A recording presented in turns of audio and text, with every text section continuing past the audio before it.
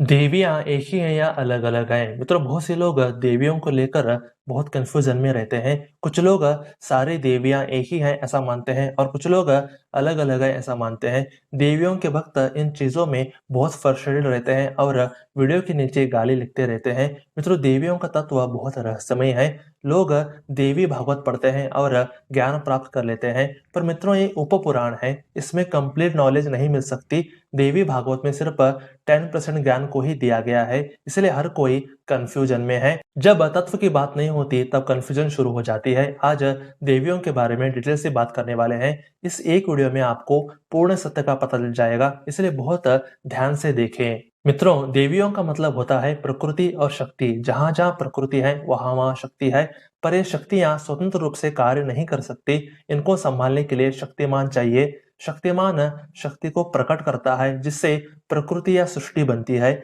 उस सृष्टि में शक्ति, शक्तिमान और आत्माएं सुखपूर्वक निवास करते हैं। यहाँ पे मुख्य शक्तिमान श्री कृष्ण है और उनकी शक्ति है राधा रानी। राधा रानी से लक्ष्मी देवी आती हैं, जिन्हें हेड ऑफ योग माया कहा जाता है। श्री कृष्ण लक्ष्मी देवी के साथ आध्यात्मिक सृष्टि की रचना करते हैं, इसलिए योग माया देवियों को आध्यात्मिक प्रकृति या शक्तियां कहा जाता है। योग माया देवियों में महालक्ष्मी जी, तुलसी देवी, सरस्वती देवी, भक्ति देवी, नागलक्ष्मी देवी, वैष्णवी देवी, विरजा देवी आदि आती हैं। राधा रानी श्री कृष्ण जी की आह्लादिनी शक्ति है। आह्लादिनी शक्ति का मतलब है लीला शक्ति। ऐसे श्री कृष्ण जी के अनंत शक्तियां हैं। उन्हीं शक्तियों में महामाया शक्ति भी आती है। श्री कृष्ण भौतिक सृष्टि बनाने के लिए शिव रूप धारण करते हैं और लक्ष्मी देवी पार्वती देवी का रूप धारण करती हैं। ये दोनों ब्रह्मा जी को निमित्त बना करके माइक सृष्टि या भौतिक सृष्टि बनाते हैं। इसी को महामाया प्रकृति कहा जाता है। इस महामाया सृष्टि में काल, आत्माएं, शिवजी ये सब सम्मिलित हैं। इस सृष्टि को संभालने के लिए श्री कृष्ण विष्णु रूप धारण करते हैं।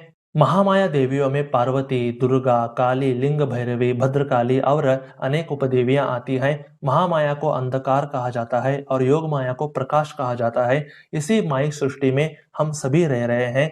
केवल एंड केवल हरि भक्ति से हम यहाँ से बाहर आकर आध्यात्मिक सृष्टि में प्रवेश पा सकते हैं। मित्रों, अब ये सवाल आता है कि देवियां एक ही हैं या अलग अलग हैं? मित्रों, सत्य तो ये है कि सारे देवियां एक ही हैं, बस इनके कार्य अलग अलग हैं। गर्ग संहिता के अनुसार श्री कृष्ण जी ने रस के आस्वादन के लिए अपने लेफ्ट भुजा से राधा रानी के रूप में प्रकट हुए।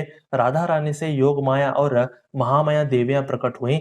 जो योग माया देवियां हैं वो राधा रानी के पूर्ण विस्तार हैं और जो महामाया देवियां हैं वो राधा रानी के आंशिक विस्तार हैं। राधा रानी पूर्ण रूप से आध्यात्मिक सृष्टि करती हैं और आंशिक रूप से भौतिक सृष्टि करती हैं। इसलिए भौतिक सृष्टि आध्यात्मिक सृष्टि के सामने एक बिंदु के बराबर है। ऐसे तत्व की दृष्टि से सारे देवियां राधा रानी हैं।